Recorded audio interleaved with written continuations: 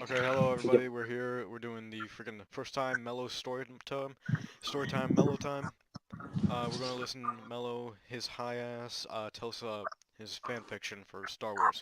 It's very interesting. Stay tuned. Now, Mello, you go ahead. Uh, Wasn't there 5 people in this chat? Are we missing one? uh, there was. Yes. Go ahead. You can start. I turned it back on. Okay, so this is a story that's, what did I say? It was like 12 years in the making, some shit like that. I've been working on this thing my whole life. It's changed a lot, and it's still going to keep changes because the story of the Skywalker saga is not yet finished. So I don't exactly know what I'm going to do with the ending. I don't have any names developed for these characters yet. I have the characters themselves fleshed out, so names are subject to change. I'm just using filler names for now. Same thing with like ship names and stuff like that. All this needs to be worked out. I need to find a writer and someone who's really good with names. So that being said, a lot of this story is still subject to change. More specifically, like the Siege of Mandalore is going to be in this story, but obviously with them releasing new content on it, it's got to be changed. So keep that in mind as I tell this story. Now that being said, we'll start with the main character. The main character is a character I'm calling him, because his story was, a lot of influence was taken from The Force Unleashed. For now, we'll call him Starkiller, or Galen Merrick. So that's the main character. He started off as a normal Padawan in the Jedi Temple. However, it was noticed that he's always had a natural talent, natural connection to the Force, more so than most other Jedi. And he's always been better at lightsaber combat than most Jedi. He's just got quicker instincts and reflexes than most Jedi do.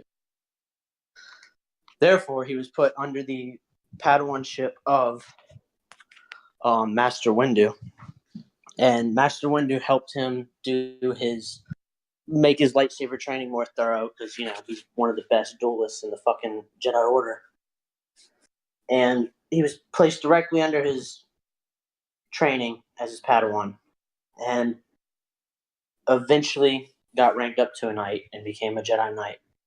This is all. His story starts really after the events of the first Star Wars movie of what the fuck was it called? The Phantom Menace, right? It starts after that, right heading into the Clone Wars. Galen has passed his Jedi training. He's become a knight, and he has gotten his first Padawan. We'll call him Abyss. Second main character of the story. He's introduced and becomes Galen's Padawan, his first Padawan. And fast forward to the Battle of Geonosis. Galen has had a visitor's apprentice for years, and we are at this part where they're about to begin the battle in the what's that called? Colosseum. So he was there. He takes place in this battle. He's fighting in the Colosseum, and then after the Colosseum part, where they all spread out and go take control of their respective clone units during the Battle of Geonosis, Galen gets his. His is once again, I need to come up with a Legion number. I have to do research on what Legion number is not taken and make one up. But the commander of the Clone Legion is a man known by Commander Rook. Is his nickname. And through the Battle of Geonosis, they fight beside Commander Rook. Galen's one of those guys who likes to fight front lines with the rest of his troops. He's not going to sit back and lead. He goes up there and does front lines. So him and Abyss fight on the front lines with Commander Rook and the other clones throughout this fight. And when the Battle of Geonosis is all said and done, the Clone Wars have started, and Commander Rook's Clone Legion is officially assigned to Galen as his Clone Legion, basically. So fast forward a little bit farther, and Galen's first Padawan has become a Jedi Knight as well, and is now off doing his own thing and has his own Clone Legion as well. Once again, need to come up with a commander name and all this other bullshit, but you get the concept. So the Clone Wars rage on, and throughout this Clone Wars period, it's noted very early on that Galen's force powers have grown far greater than they were when the war first started. So out of curiosity, the Jedi Council decided to do a full medical test on him. But the real purpose to this was they wanted to do a midichlorian blood test. Because when you're born with a midichlorian count, that midichlorian count is supposed to stay at whatever it is. It's not supposed to go up or down too much. Galen's had skyrocketed far beyond any recorded Jedi's midichlorian count, except for Anakin Skywalker. He still has a higher midichlorian count, but he was not very far behind. Which they thought was bizarre. However, apparently there was, through times of great strife in the Force was very horribly tipped out of balance. There's a story of, it usually comes in groups of 4, and it's 4 people, any race, being, whatever, 4 people who have tremendous power and connection to the Force, both light and dark. They're meant to be neutral and help the Force maintain balance. I'm just calling them Guardians. Right now I'm going to call them Guardians of the Wills because I have to come up with a better name.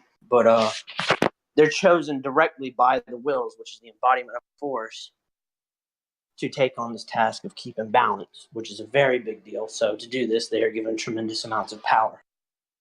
Now, because it also aligns with the Chosen One prophecy, because they're also designed to, whenever there's a Chosen One, they're designed to be not powerful enough to take him on alone, but if the Chosen One were to ever not help maintain the balance or not do his job of keep making the Force in balance, the Guardians were designed to be able to kill the Chosen One when all 4 of them work together.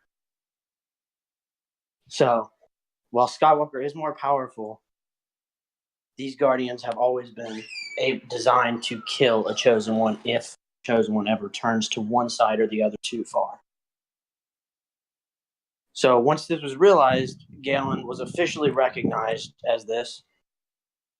And because of the way that it's always worked, they've known that they know there's 3 more somewhere in the galaxy. So they start trying to find them. They do a temple-wide midichlorian test and start testing any Jedi or any Force-sensitive people that they know about for a midichlorian count to see if anyone else has skyrocketed. And Abyss is one of the first to get tested, and it's discovered he also has this gift. His midichlorian count is shot through the roof too.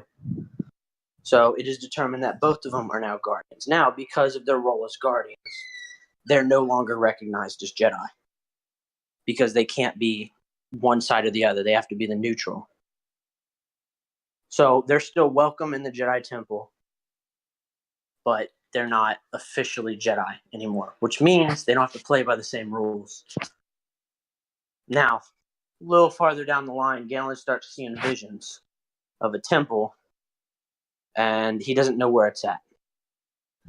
Then he sees a vision of where it's at, and it basically just gives him a rough coordinate grid. Like, just he knows where to look now. And it's on a planet called Voss.